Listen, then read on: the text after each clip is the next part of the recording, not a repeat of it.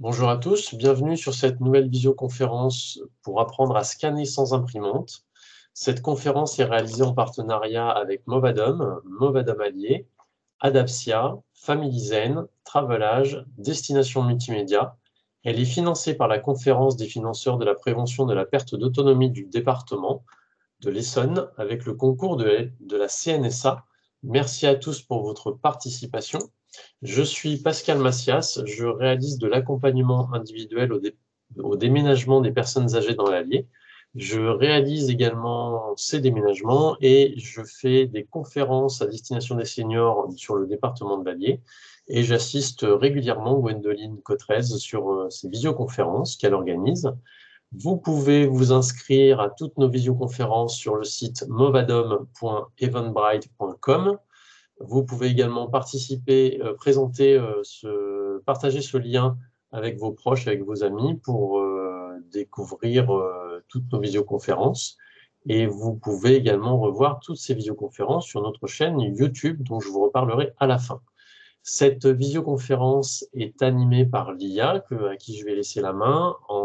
Pendant sa présentation, vous pourrez totalement, dans l'outil de chat, nous laisser des messages, des questions, et soit je répondrai directement textuellement, soit j'interromprai l'IA pour qu'elle puisse vous répondre, ou si ça peut attendre, on répondra à tout ça à la fin.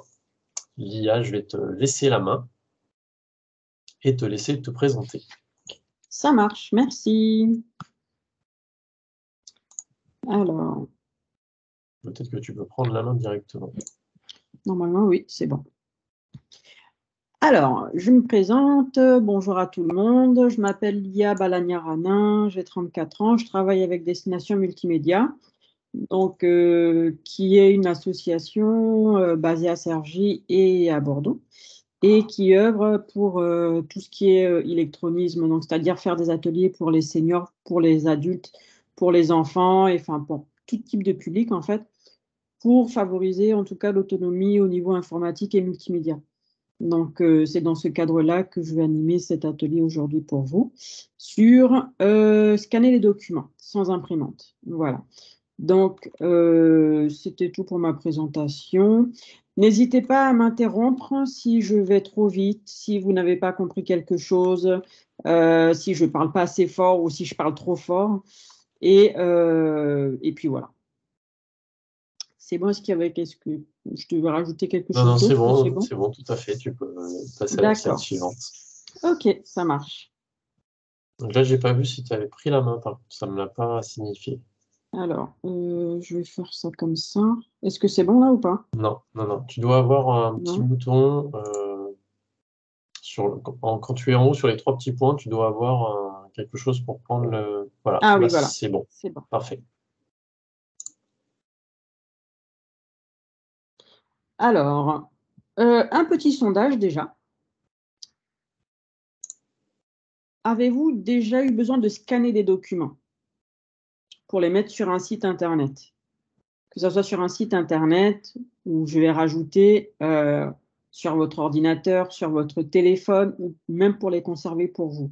Est-ce que ça vous est déjà arrivé?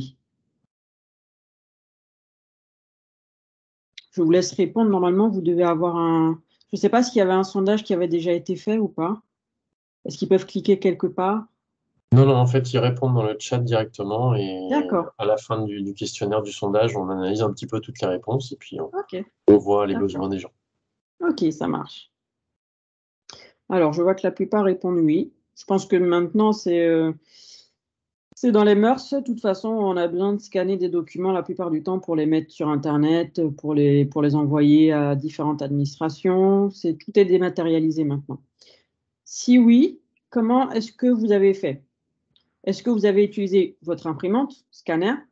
Est-ce que vous avez juste pris une photo de votre document avec votre téléphone ou avec un appareil photo que vous avez ensuite branché sur l'ordinateur? Est-ce que vous avez installé une application qui permet de scanner des documents? Ou alors vous avez juste appelé l'administration pour faire autrement?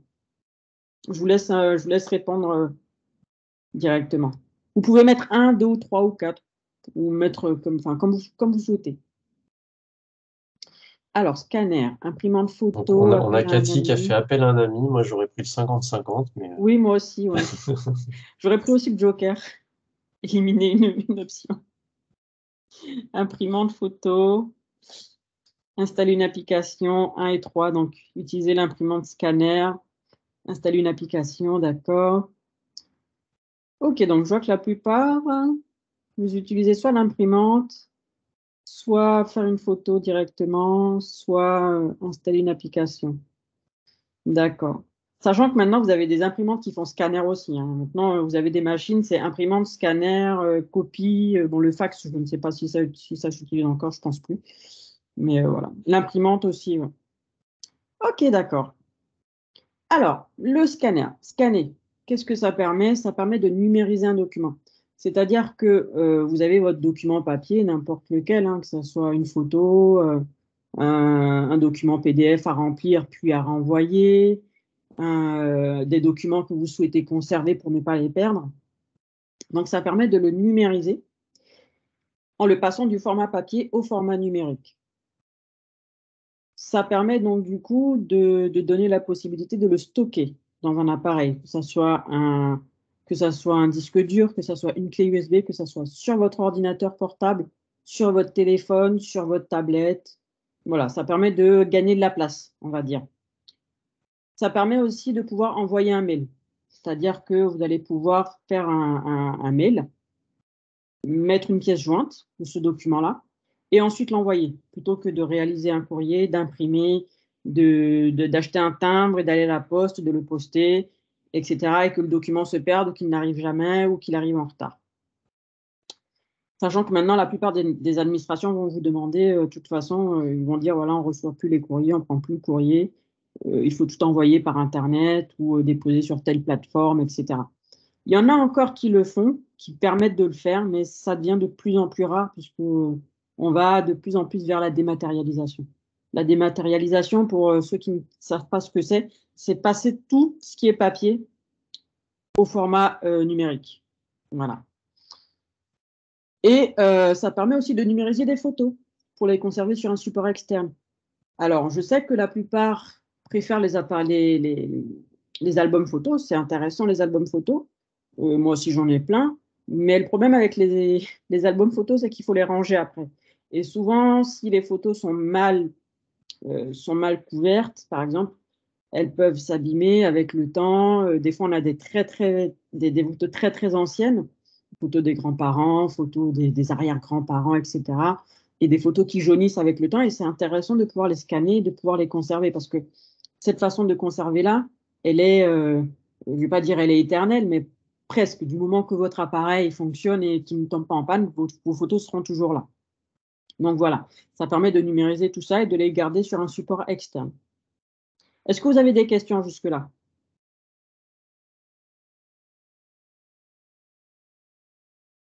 N'hésitez pas à me mettre oui ou non. Ça a l'air relativement clair.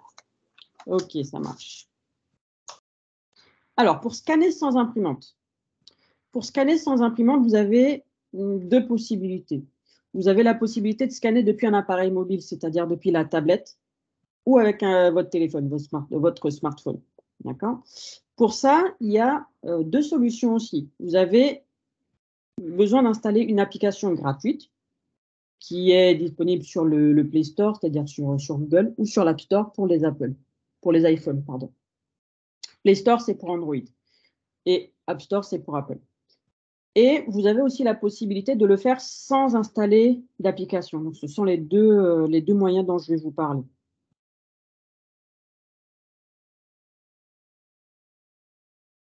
Alors, les applications mobiles que vous avez. Donc, vous avez la première qui est très connue, hein, c'est Cam Scanner, qui est une très bonne application. Elle existe sur les deux terminaux, donc Apple et Android. Vous avez Simple Scanner, Sam Scanner, Swift Scan et Adobe Scan. Voilà, ce sont les 4 applications mobiles qui permettent en tout cas de scanner un document et de le conserver. Alors, pour ça, pour l'application Cam Scanner, vous allez la télécharger, d'accord? Vous allez l'installer et ensuite vous allez donc l'ouvrir. Vous allez cliquer sur l'icône sur votre tablette, sur votre téléphone. Vous allez avoir cette première fenêtre. Je ne sais pas si vous voyez mon capteur ou pas. Ah, voilà. C'est bon là ou pas? Non, on ne le voit pas. Faut que tu cliques sur la petite flèche en dessous, il me semble. Pointeur laser. Ouais, voilà, là on le voit. Voilà. Parfait. Donc, normalement, Josiane, ça devrait être bon. J'ai mis le capteur, le capteur laser. Normalement, vous devez voir un petit point rouge qui défile sur votre écran. N'hésitez pas, hein, si vous avez un téléphone, à le faire en même temps si vous avez l'application. Voilà, c'est le meilleur moyen en fait d'apprendre et de s'exercer. Donc, vous allez ouvrir votre application, donc CamScanner, qui va ressembler à ça. Vous allez tomber sur cette première partie. Apparemment, il ne voit pas le petit capteur. Hein. Bon, c'est pas grave, je vais vous décrire comment ça se fait. Donc, vous allez avoir cette première fenêtre, donc celle qui est la deuxième en partant de la gauche. Vous allez avoir, en général, c'est un tutoriel qui vous explique un petit peu comment faire. Ensuite, vous allez avoir une autre fenêtre. Il faut cliquer sur Fermer en haut. Et ensuite, sur Utiliser maintenant. Ça, ce sera lors de la première utilisation. À la deuxième utilisation et aux utilisations suivantes, vous n'aurez pas besoin de faire cette démarche-là. Ensuite, il faudra autoriser l'application à utiliser en fait la caméra, à accéder à vos photos, à accéder à votre contenu multimédia. Pourquoi? Parce que c'est la seule façon dont l'application pourra stocker vos photos. Si vous n'autorisez pas ni l'appareil photo ni l'accès à vos fichiers, ce ne sera pas possible. Une fois que c'est fait, vous allez cliquer ou toucher en fait le bouton en fait appareil photo en bas scanner. Pareil, il faudra autoriser l'application CamScanner à prendre des photos ou à enregistrer des vidéos. Pareil. Donc, vous cliquez sur Autoriser. Une fois que c'est fait, vous allez avoir donc du coup cette petite fenêtre-là qui va s'afficher, un peu comme pour l'appareil photo normal. Hein.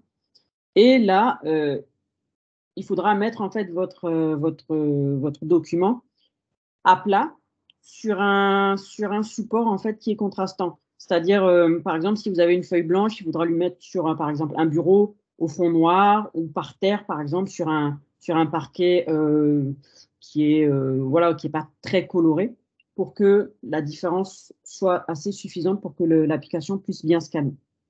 Et à ce moment-là, quand vous allez commencer à scanner, vous allez voir un petit carré, en fait, un petit rectangle autour. Et à ce moment-là, vous pourrez ajuster en fait avec les différentes pointes en fonction du document que vous avez à scanner et de la partie que vous avez à scanner. Est-ce que c'est bon jusque-là? Ça, c'est ce qu'on appelle rogner. Voilà, rogner, exactement.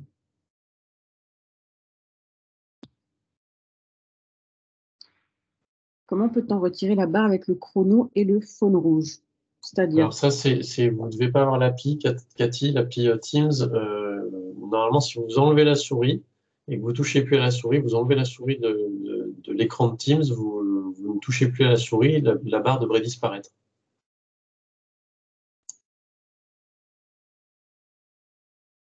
Alors, une fois que c'est fait, donc vous avez scanné votre document. Pour le photographier, c'est pareil. Vous allez le photographier aussi. Et il va vous donner un nom, en fait, il va donner un nom directement, CamScanner 16 novembre 2020, comme la photo a été prise en 2020, et la date et l'heure. D'accord? Comme ça, vous allez avoir votre document ici, qui sera pris en photo. Vous pouvez le renommer, soit laisser le nommage qui a été mis automatiquement, soit le renommer, par exemple, ici, c'était une plaquette de présentation. Et ensuite, vous l'enregistrez directement. Donc, vous allez passer par ces différentes étapes-là. Vous avez aussi la possibilité, une fois que c'est renommé, de pouvoir, vous avez des filtres en bas, en fait, voilà, pour changer la couleur, mettre un fond, enfin, changer, mettre en noir et blanc, etc. Ça dépend, en fait, de vos besoins par rapport au scan que vous avez réalisé. Et une fois que c'est fait, vous allez tomber sur cette fenêtre-là avec, du coup, les documents que vous avez scannés. Et vous avez la possibilité ensuite de les partager. Donc, le bouton partage qui est là, qui ressemble à, qui est le bouton partager en fait, en haut à droite. Et quand vous cliquez dessus, vous allez pouvoir partager le document. Pour partager le document, maintenant, une fois que vous aurez cliqué, donc, du coup, sur ce petit bouton-là, sur cette icône-là, ça va vous faire, vous allez afficher en fait cette fenêtre. Cette fenêtre-là va s'afficher et vous avez plusieurs moyens de partager le document, que ce soit WhatsApp, que ce soit Messenger, que ce soit envoyé par mail, que ce soit copier l'URL du document pour le partager ensuite sur WhatsApp ou sur n'importe quelle autre application de messagerie. Donc, vous allez faire tout simplement partager en PDF. Ça va le transformer en PDF automatiquement. Vous allez cliquer sur partager et ensuite, il va vous ouvrir une fenêtre en fait partagée par, et là, vous avez plusieurs possibilités. Donc, la plupart du temps, c'est Gmail. Vous allez cliquer sur Gmail. Ça va vous ouvrir l'application Gmail directement avec, la partie nouveau message où le fichier sera joint automatiquement. Et à ce moment-là, vous écrivez votre mail, vous rédigez votre mail normalement comme vous le faites habituellement. Et ensuite, vous faites envoyer. Et à ce moment-là, le document sera envoyé automatiquement à la personne ou à l'administration auquel vous avez voulu envoyer le message. Alors, la seconde façon qu'il y a de partager, de scanner un document, c'est le scanner directement avec le téléphone, sans avoir besoin d'installer l'application. Alors, il y a une question sur l'appli Teams. Alors, l'appli Teams, c'est en fait, c'est... Je vais laisser... je laisse répondre ou pas? Je vais répondre par texte. D'accord, ok. Alors, est-ce qu'il y a moyen de partager un document? Non, bah, je vais le faire comme ça. Alors, pour scanner un document sur Android, donc il y a cette possibilité-là, donc, c'est-à-dire avec l'application, ok. Mais si vous n'avez pas l'application, c'est faisable aussi. C'est faisable aussi directement avec l'appareil photo, en fait. Avec l'appareil photo, si vous allez sur votre appareil photo, vous avez la possibilité, en fait, d'avoir un scan aussi parfait qu'avec l'application. C'est juste que l'application permet à d'autres options, d'autres possibilités, plus de possibilités en tout cas que le scan intégré au téléphone. Et vous pouvez le faire à la fois sur Android et à la fois sur iPhone. Donc pour l'iPhone, je ne peux pas vous partager d'écran, je ne pense pas. Je ne vais pas le faire, je vais juste vous dire ça comme ça. Alors pour ceux qui ont un iPhone, hein, tout simplement, vous allez aller sur l'application Notes. D'accord, l'application Notes. Et vous allez créer une nouvelle note comme vous le faites d'habitude, comme vous le faites habituellement.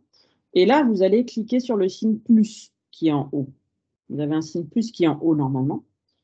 Et là, vous allez avoir un menu qui va vous offrir plusieurs possibilités, donc avec un scan, avec une photo, etc. Et là, vous allez pouvoir scanner un document directement dans l'application Notes. Et à ce moment-là, vous allez scanner en fait l'application. Enfin, vous allez scanner votre document comme vous le faites avec n'importe quelle application, sauf qui sera intégré sur votre application Notes. Ça, c'est intéressant aussi si vous avez besoin de prendre justement des notes sur ce document-là. Et c'est la même chose sur Android aussi. Sur Android, c'est directement en fait avec l'outil Drive en fait qui est installé directement sur le téléphone. Maintenant, tous les téléphones Android ont l'application Drive. C'est quasiment automatique. Donc, vous allez cliquer sur l'application Drive. Et dans l'application Drive, vous allez avoir la possibilité de scanner le document directement. Voilà. Est-ce que vous avez des questions pour cette partie par rapport au scan des documents? Alors moi j'ai une question par rapport, tu viens de dire avec Drive on peut scanner. Est-ce qu'il faut avoir un compte Drive pour pouvoir utiliser le scan ou est-ce que on utilise le scan et c'est stocké dans l'ordinateur après, dans le téléphone? Alors normalement pour avoir l'application Drive, on peut l'avoir automatiquement, mais après pour pouvoir y accéder, il faut une adresse Gmail. D'accord. Donc normalement dès qu'on a une adresse Gmail, je pense que tout le monde a une adresse Gmail aujourd'hui. Je pense, hein, en tout cas à 90%, je pense que tout le monde a une adresse Gmail, donc tout le monde a automatiquement un compte, un compte Google Drive. Et du coup, c'est automatique en fait. Le compte Google Drive, ça permet de scanner les documents, justement sans prendre de place sur le téléphone. C'est ça qui est intéressant en fait avec le scan de Google Drive. Ça vous libère en fait la place sur le téléphone. Voilà. Et Est-ce que on vous avait avez une d'autres question de FR. Comment scanner un document d'un ordinateur de bureau? Alors, comment le scanner et l'enregistrer sûrement sur l'ordinateur de bureau. Comment l'enregistrer sur l'ordinateur du bureau? Alors, Oui. à ce moment-là, ce qui est possible de faire, il y a quelques possibilités. C'est-à-dire, vous allez scanner votre document avec soit un téléphone, et ensuite, vous allez vous envoyer le document par mail et sur votre ordinateur. Ah, comment scanner à partir d'un ordinateur? D'accord, je n'avais pas compris la question. Comment scanner à partir d'un ordinateur? Donc, scanner à partir d'un ordinateur, il faut une imprimante. Il faut une imprimante ou un scanner, enfin une imprimante qui fait scanner à ce moment-là. Et donc, vous allez relier votre imprimante à votre ordinateur, que ce soit par Wi-Fi ou par filaire, c'est-à-dire USB. Et à ce moment-là, vous allez scanner votre document sur la machine qui va vous l'enregistrer directement sur votre ordinateur. Il y a cette possibilité-là, comme il y a la possibilité aussi, par exemple, si vous avez un document PDF qui est affiché sur votre écran, vous avez la possibilité de faire une capture d'écran. Ça fonctionne. Ce n'est pas un scan vraiment, mais ça permet en tout cas de garder une trace du document que vous avez sur votre ordinateur. Si ce n'est pas un document que vous pouvez enregistrer, par exemple. Voilà, je ne sais pas si j'ai répondu à votre question. Et si on a un ordinateur fixe ou portable, mais qu'on n'a pas d'imprimante et de scanner, moi c'est comme ça que j'avais compris, c'était comment à partir du téléphone ou d'un appareil photo mettre ce document sur l'ordinateur. Alors, à ce moment, enfin, c'est-à-dire prendre le document qui est sur l'ordinateur et le scanner, enfin, Non, garder le non, document le qui. document papier pour le mettre sur un ordinateur. À ce moment-là, c'est soit le scanner directement avec le téléphone ou Et se l'imprimer. l'envoyer sur Voilà, l'ordinateur. se l'envoyer sur l'ordinateur. C'est la seule possibilité que je vois, en fait.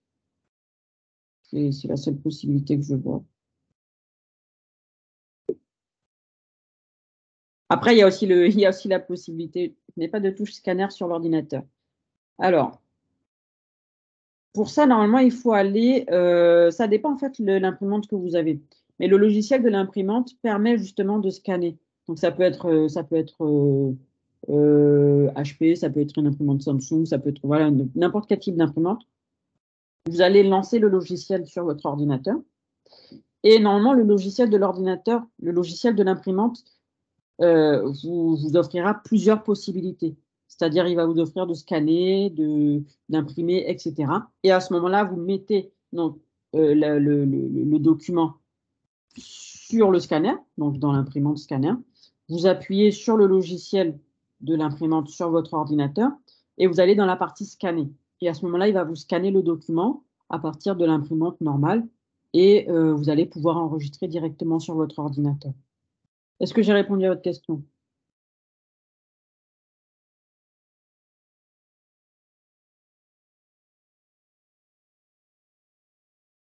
Pas vraiment. Alors, à quel, Alors, à quel... FR, je vais peut-être vous ouvrir le micro et Oui. si je peux le faire, juste pour un participant.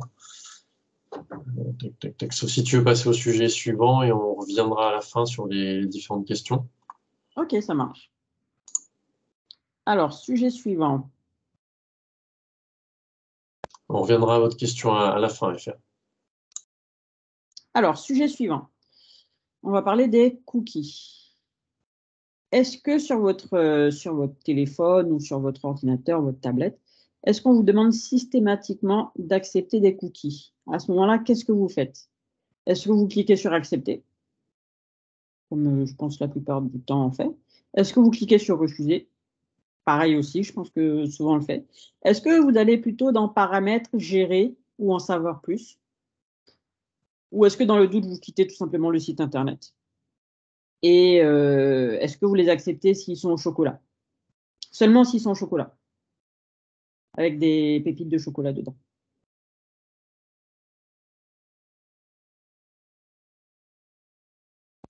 Bonne question à faire, c'est exactement ça. C'est qu'est-ce que les cookies? Alors, les cookies, c'est fait avec une pâte, de la farine et du blé. Et c'est très, Peut-être très pas bon. cela.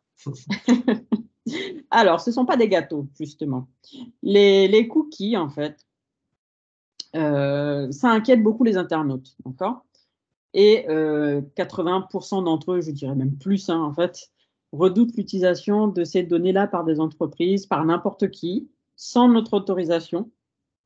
Et 70% d'après cette étude-là voudraient consulter ces informations-là qui peuvent circuler librement sur Internet. Alors, les cookies, qu'est-ce que c'est? En fait, c'est un petit fichier qui va être déposé par le navigateur. Donc, le navigateur, c'est là où vous affichez vos recherches. Donc, ça peut être le navigateur Google, ça peut être le navigateur Safari, ça peut être le navigateur Firefox, ça peut être le navigateur Edge, Internet, tout simplement. Et en fait, chaque navigateur en fait, va garder en mémoire certaines informations. Donc, vous allez circuler sur un site et pour ça, il va garder quelques informations qui peuvent être réutilisées après pour vous proposer un contenu personnalisé. Ils sont pas méchants, ils sont inoffensifs. Et la plupart du temps, vous pouvez les effacer ou parfois ils se désactivent eux-mêmes. Ils disparaissent eux-mêmes après un certain temps, après une certaine semaine, etc. Ça dépend en fait de la programmation du site web. Non, ce n'est pas l'historique. L'historique, c'est différent. L'historique, c'est différent. L'historique, c'est vraiment un tout, en fait. C'est dans le navigateur, c'est un tout. Et dans l'historique, en fait, vous avez les cookies, vous avez les mots de passe, vous avez l'historique des sites web que vous avez visités, etc. L'historique, c'est tout un volet, en fait, sur la confidentialité. Donc, les cookies, vous pouvez carrément les refuser aussi. C'est aussi possible. Alors, ils sont devenus obligatoires pour certains sites maintenant. Parce que il y a quelques mois, je crois, c'est passé, vous avez la possibilité de les refuser. Mais comme certains sites en ont besoin pour survivre, hein, tout simplement, ils demandent en fait de payer les cookies ou alors de ne pas les accepter, mais vous ne pourrez pas aller sur leur site. Ça, c'est la nouveauté en fait qu'il y a depuis quelques temps. Je ne sais plus depuis combien de temps, mais je crois que ça doit faire, si je ne dis pas de bêtises, ça doit faire à peu près un an, entre 6 mois et un an, que c'est devenu comme ça. Je vais me brancher pour éviter de perdre la batterie. Voilà. Alors, par exemple, si vous allez sur le site du Parisien, que ce soit la première fois ou plusieurs fois, vous allez aller sur le Parisien, comme dans cet exemple, ça va vous afficher la demande, accepter les cookies, refuser les cookies. Est-ce que vous allez lire tout ce qui est écrit? Moi, je vous avoue, personnellement, je le fais très rarement. La plupart du temps, je vais directement dans Gérer mes choix. Et quand vous allez dans Gérer les choix, vous avez cette fenêtre qui va s'afficher. C'est bien d'aller vérifier, en fait, quand vous cliquez sur Accepter, vous allez accepter des choses, en fait, que vous ne savez pas, enfin, vous allez accepter vous allez accepter que le navigateur, que le site enregistre des données auxquelles vous n'avez pas forcément pensé. Donc, c'est toujours intéressant de cliquer sur Gérer mes choix ou en savoir plus. Donc, à ce moment-là, il va voir, par exemple, il va vous demander de conserver, il va vous demander si vous l'autorisez justement à conserver des accès aux informations. Donc, ça peut être des identifiants publicitaires, identifiants de l'appareil, etc. L'évaluation, pareil, la personnalisation. Il faut cliquer en fait dessus pour savoir un petit peu ce que c'est. Et à ce moment-là, vous pouvez accepter, accepter, accepter, ou accepter, refuser, voilà, en fonction de ce que vous voulez. Vous pouvez totalement refuser tous les éléments aussi. Il n'y a aucune obligation par rapport à ça. D'accord? Pareil, vous avez toujours ici, en bas, que ce soit en bas, que ce soit en haut parfois, que ce soit en plein milieu de la page, accepter ou gérer les cookies. Donc, une fois que vous allez dans la gestion des cookies, vous avez toujours cette petite fenêtre qui s'affiche. Et ça diffère en fait des sites. Là, par exemple, on voit réseaux sociaux. Donc, réseaux sociaux, utilisation, il permet d'afficher dans le site des flux d'informations ou d'échanges provenant des réseaux sociaux.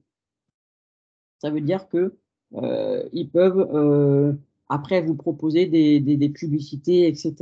Ça dépend vraiment du site. Okay. Est-ce que vous avez des questions par rapport à ça? N'hésitez pas. Hein.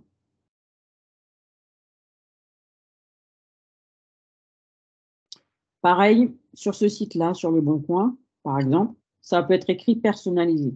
Donc, vous avez gérer les cookies, vous avez gérer les cookies, vous avez en savoir plus, gérer mes choix, personnaliser, d'accord? Et vous avez toujours la possibilité de refuser ou d'accepter. Ici aussi, pareil, donc sur le site de l'assurance maladie, personnalisé. Et là, vous avez toujours la possibilité donc de gérer en fait en fonction de ce que vous voulez. Après, il suffit de lire en fait. Et voilà, si vous n'êtes pas d'accord avec, vous mettez refuser, tout accepter, accepter, refuser, etc. Vraiment en fonction de ce que vous voulez. Il n'y a aucune comment dire, il n'y a pas de règle par rapport aux cookies. D'accord? Vous pouvez aussi les désactiver, tout simplement. Donc là, c'est pareil. Ce sont les différents affichages par rapport aux cookies. Voilà. Est-ce que vous avez des questions sur les cookies? Jusque-là, ou est-ce que c'est bon? Alors, les cookies aussi, peut-être que je n'ai pas donné assez d'informations. Les cookies, c'est par exemple lorsque vous allez sur un site d'achat en ligne, pour bien vous représenter en fait ce que c'est qu'un cookie, ça permet par exemple le navigateur va retenir votre panier d'achat. Je ne sais pas si ça vous est déjà arrivé. Vous avez des achats à faire sur Internet. Vous allez choisir vos produits et vous n'avez pas le temps de payer tout de suite. Donc, vous allez fermer votre ordinateur. Vous revenez le lendemain ou plus tard. Votre panier est toujours plein. Votre panier n'a pas été vidé. Après, normalement, la plupart du temps, ils gardent ça, je crois, 24 heures et après, ils le vident automatiquement. Le site le vide automatiquement. Ça, c'est un cookie. C'est un cookie qui permet de garder en mémoire sur votre ordinateur un petit fichier là où sont enregistrés les articles que vous avez choisis, tout simplement. C'est pareil pour votre adresse mail, pour votre boîte mail ou pour n'importe quel site où vous avez un identifiant et un mot de passe. Lorsque vous allez, par exemple, sur votre boîte mail, si vous avez fait enregistrer votre mot de passe, enregistrer vos informations, quand vous allez aller sur votre boîte mail, oui, on peut dire que c'est une petite mémoire temporaire. Oui. On peut appeler ça comme ça. C'est une petite mémoire temporaire.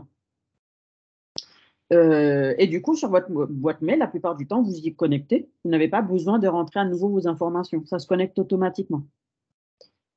Pareil, sur le site des impôts, sur le site de n'importe quel site en fait où vous allez, ça permet de garder ces informations-là. Ça permet aussi, par exemple, lorsque vous suivez une formation en ligne, de garder une trace en fait de votre avancée en fait sur les cours, tout simplement. Et ces cookies-là, ils peuvent être effacés, mais ils peuvent rester aussi. C'est-à-dire que si vous allez, par exemple, je vous donne cette information-là parce qu'elle est importante. Si vous allez, par exemple, sur un ordinateur public, que ce soit sur une aire d'autoroute ou dans un cybercafé, ça n'existe plus trop les cybercafés, mais il y en a quelques-uns encore. Ça peut toujours arriver. Et que vous allez sur un ordinateur, que vous vous connectez, n'acceptez pas les cookies et n'acceptez pas d'enregistrer vos identifiants ou quoi que ce soit. Parce que lorsque vous quittez cet ordinateur-là, vous ne savez pas qui va venir derrière. Et vous ne savez pas, en fait, ce qui se passe après avec cet ordinateur. Vous ne savez pas non plus le réseau, vous ne connaissez pas la sécurité sur le réseau existentiel. Donc voilà la réalité des cookies. Les cookies chez soi, en soi, il n'y a pas de problème. Vous pouvez les accepter, les garder. Franchement, il n'y a pas de problème avec ça. En dehors de chez vous, faites quand même attention. Est-ce que j'ai pu répondre à vos questions par rapport à ça?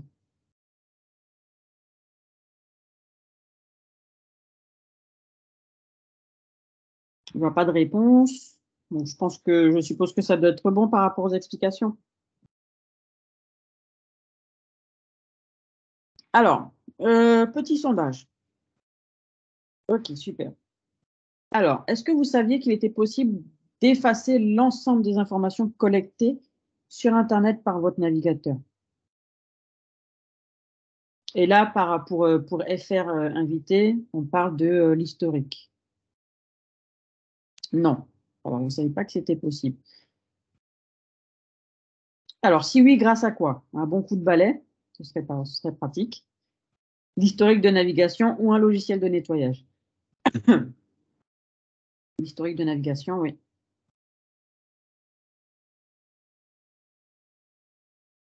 Alors, il y a l'historique de navigation et il y a le logiciel de nettoyage qui peuvent être utilisés pour faire le ménage sur le navigateur. Alors, pour ça, vous allez aller dans votre historique de navigation. En général, l'historique de navigation, il se trouve en haut à droite, en fait, de votre navigateur. Par exemple, sur Google Chrome, il sera en haut, en fait, dans les trois petits points. Vous allez sur les trois petits points et vous allez cliquer sur historique ou sur paramètres pour aller dans les historiques, en fait. Et dans les historiques, ce qui sera gardé en mémoire, il y a l'historique de navigation. Donc, l'historique de navigation, c'est tout ce que vous faites sur Internet. Tout, mais tout. C'est-à-dire, voilà, c'est comme si vous aviez quelqu'un derrière vous qui note à chaque fois, vous allez sur un site, il note. Voilà. L'historique des téléchargements, ça, c'est ce que vous allez télécharger. Ensuite, vous avez les cookies et les autres données de site, ce dont on a parlé tout à l'heure. Les images et fichiers en cache. Les images et fichiers en cache, en fait, c'est absolument pas dangereux. En fait, qu'est-ce que c'est? C'est lorsque vous allez sur un site, il va d'abord le télécharger entièrement. Donc, sur le site, vous avez des images, vous avez des icônes, vous avez des vidéos, vous avez voilà, tout ce qui fait le site web, en fait, qui va être téléchargé pour être affiché correctement sur votre ordinateur. Comme ça, la prochaine fois que vous allez sur ce site-là, il va plus prendre, par exemple, je ne sais pas moi, 5 secondes à l'afficher, il va l'afficher automatiquement parce qu'il aura déjà téléchargé. Sauf que ça, au fur et à mesure, ça fait un petit paquet d'images quand même sur l'ordinateur. Donc là, par exemple, il y a 319 mégaoctets d'images qui ont été téléchargées. Donc ça commence à faire un petit peu beaucoup. Donc à ce moment-là, vous allez voir votre navigateur qui va commencer à ramer. Il va commencer parfois même à bugger un petit peu. Vous allez devoir le relancer, le redémarrer, etc. Ensuite, vous avez les mots de passe et les autres données de connexion. Les mots de passe, c'est voilà, les mots de passe, les identifiants, etc. Et les données de saisie automatique, c'est ce que vous avez sur les formulaires. C'est-à-dire que quand vous allez remplir un formulaire, vous avez nom, adresse, numéro de téléphone, date de naissance, date d'anniversaire, tout ce que vous allez rentrer sur un formulaire de saisie automatique. Il va le retenir. Comme ça, lorsque vous allez aller sur un autre formulaire, il va le rentrer automatiquement. Je ne sais pas si vous avez déjà remarqué ça. Donc ça, c'est l'historique de données de saisie automatique. Ça peut être intéressant, comme ça peut être embêtant parfois, parce que des fois, ce n'est pas vraiment cette information qu'on avait envie de rentrer dans l'historique de navigation. Mais ça permet aussi de gagner du temps. Donc voilà l'historique de navigation. C'est ce qu'il contient. Donc vous avez la période, vous avez toutes les données. Donc là, si vous effacez toutes les données, ça efface tout. Et vous pouvez aussi effacer par tranche, en fait. Vous avez tranche horaire, vous avez par heure, vous avez par semaine, je crois, et vous avez par mois, il me semble, si je ne me trompe pas. Donc là, vous allez aller donc, sur l'historique et effacer les données de navigation. Donc vous allez tomber sur cette fenêtre-là, qui ressemble à ça. OK. Est-ce que c'est bon jusque-là?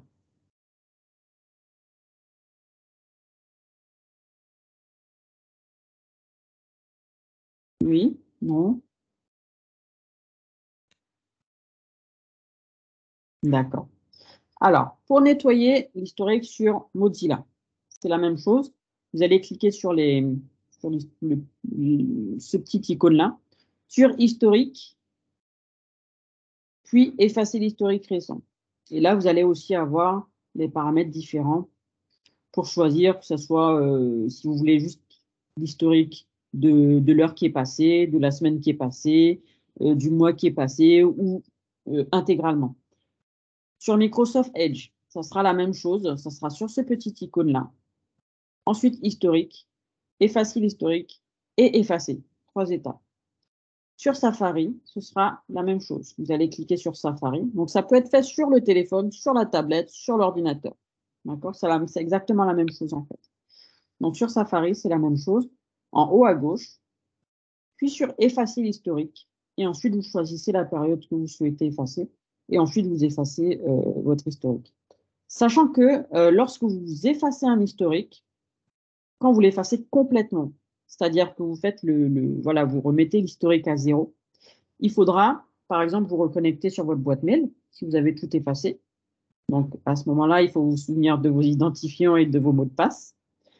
Ça va effacer, ça va effacer également les formulaires, donc ce que vous aviez rentré. Ça va effacer, ça va tout effacer en fait. Tout ce que vous aviez rentré sur Internet, ça va tout effacer. Les sites web que vous aviez visités, que vous avez peut-être trouvé comme ça au hasard, vous avez dit ah je vais garder ce site web, il est intéressant. Ça va effacer, d'accord? Donc réfléchissez bien avant de faire effacer totalement l'historique. Est-ce que c'est bon jusque-là? Avant que je passe à la navigation privée. Ok, je vois un pouce levé, super. Bon, ça va alors, ça veut dire que je suis claire et précise. Alors, la navigation privée. La navigation privée, qu'est-ce que c'est? Ça vous permet en fait de passer votre téléphone ou votre ordinateur en navigation privée. La navigation privée, lorsque vous allez circuler dessus, vous allez circuler sur votre navigateur, il ne va pas conserver ni d'historique, ni de cookies, ni aucune information. Par contre, votre fournisseur d'accès, lui, sera au courant toujours. Hein. Il sera toujours au courant de ce que vous faites sur Internet. Rien n'est caché pour lui, qu'on soit en privé, en public, en n'importe. Lui, il connaît tout. Donc, ça sera seulement sur votre ordinateur. Il n'y aura plus d'historique. D'accord? Ça permet, par exemple, ça peut être intéressant si vous n'avez pas envie par exemple, lorsque vous êtes sur le téléphone d'une autre personne ou sur l'ordinateur d'une autre personne, ça peut arriver qu'on ait besoin justement d'accéder à un site pour faire voilà, pour travailler ou pour accéder à n'importe quoi sur un ordinateur qui n'est pas le nôtre ou un téléphone qui n'est pas le nôtre. Dans ce moment-là, vous passez en navigation privée. Et vous allez cliquer en fait sur ce petit icône-là. En général, ça ressemble à ça, donc un chapeau, l'homme invisible, en fait. Et pour ça, sur Google Chrome en tout cas, vous allez cliquer donc dans le petit, les 3 petits icônes en haut à droite, et vous allez passer sur Nouvelle fenêtre de navigation privée. Et à ce moment-là, ça va vous ouvrir cette fenêtre grise. D'accord? Donc, cette fenêtre grise-là, elle vous indique en fait que vous êtes passé en navigation privée. Mais ça veut dire en fait que la personne qui va venir après vous ne saura pas ce que vous avez fait sur l'ordinateur. Mais par contre, que vous soyez en entreprise, que vous soyez la plupart du temps, voilà, par exemple, je prends n'importe quoi au Pôle emploi ou n'importe, votre fournisseur d'accès Internet, comme je le disais tout à l'heure, ils seront au courant parce qu'ils ont sur le réseau tout circule, donc rien n'est caché rien n'est caché par rapport à votre circulation sur Internet, que vous soyez en navigation privée ou pas. D'accord? Donc voilà, il faut quand même retenir cette petite information-là. Ça, par exemple, ça peut être utile. Je ne sais pas si ça vous est déjà arrivé d'aller dans un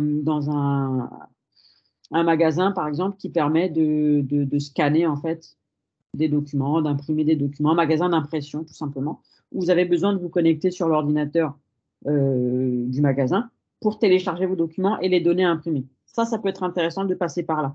Comme ça, lorsque vous quittez le navigateur, c'est bon, il n'y a plus rien n'est conservé à ce moment-là et puis vous n'avez aucun souci à vous faire par rapport à ça.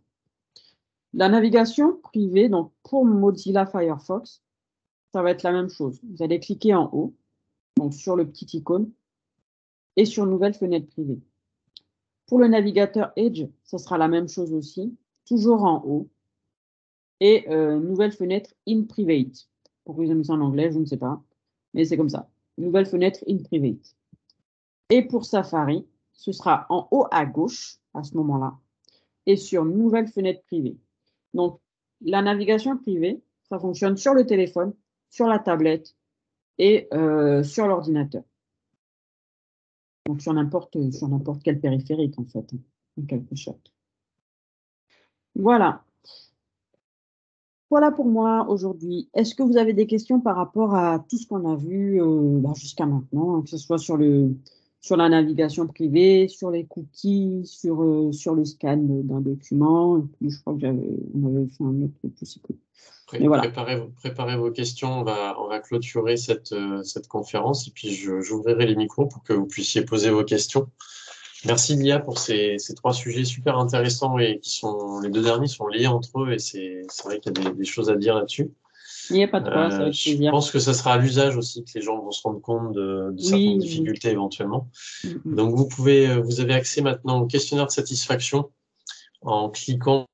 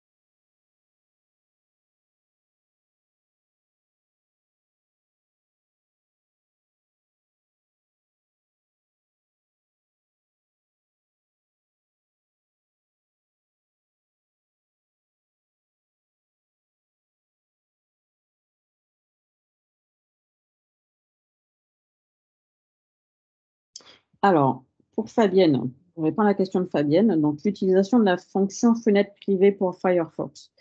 Alors, la fenêtre privée, en fait, que ce soit pour Firefox, la fenêtre privée, ça permet en fait de circuler sur votre ordinateur, pas sur Internet, sur votre ordinateur ou sur votre téléphone ou sur votre tablette de façon privée.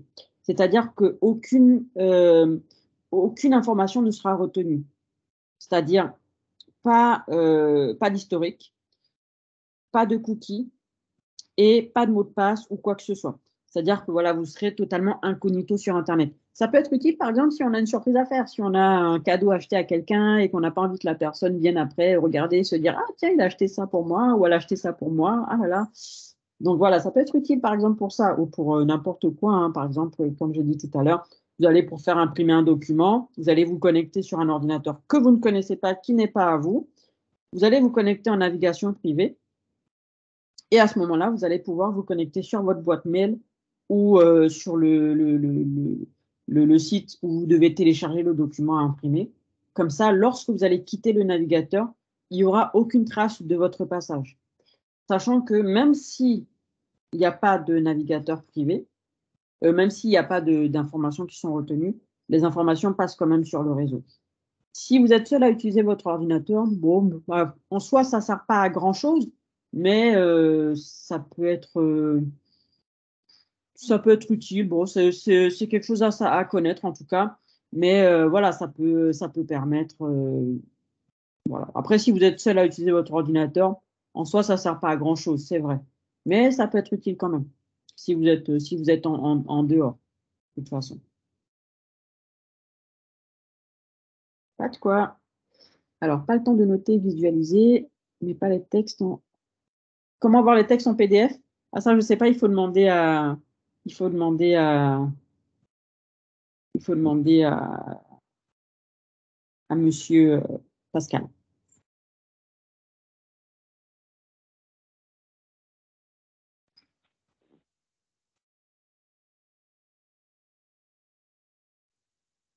Mais après, Gisèle, est-ce que vous avez des questions, par exemple, sur justement, les captures d'écran des slides? Est-ce que je peux répondre à une de vos questions? On a encore Vous une dizaine m'entendez? de minutes, je pense. Oui, oui, oui, on vous entend, Ah, oui. bon. Alors, j'ai perdu le son sur mon ordinateur. Je vous entendais, mais vous ne m'entendiez plus. La caméra ne marchait D'accord. plus, elle n'avait plus rien qui fonctionnait. Ah, Donc, un la bug. technique fait que maintenant, ça fonctionne par téléphone. Oui, Donc, heureusement. on va clôturer cette vidéo. Donc, je vous disais de cliquer sur le petit bouton bleu, cliquez ici pour remplir notre questionnaire de satisfaction qui nous permet, nous, de faire un retour à notre financeur sur le nombre de participations et la satisfaction que vous avez à consulter ces visioconférences. Et puis, vous avez un petit onglet dans ce questionnaire de satisfaction pour vous permettre de proposer des nouvelles thématiques pour de nouvelles visioconférences. Donc, n'hésitez pas à le remplir. C'est très intéressant pour nous.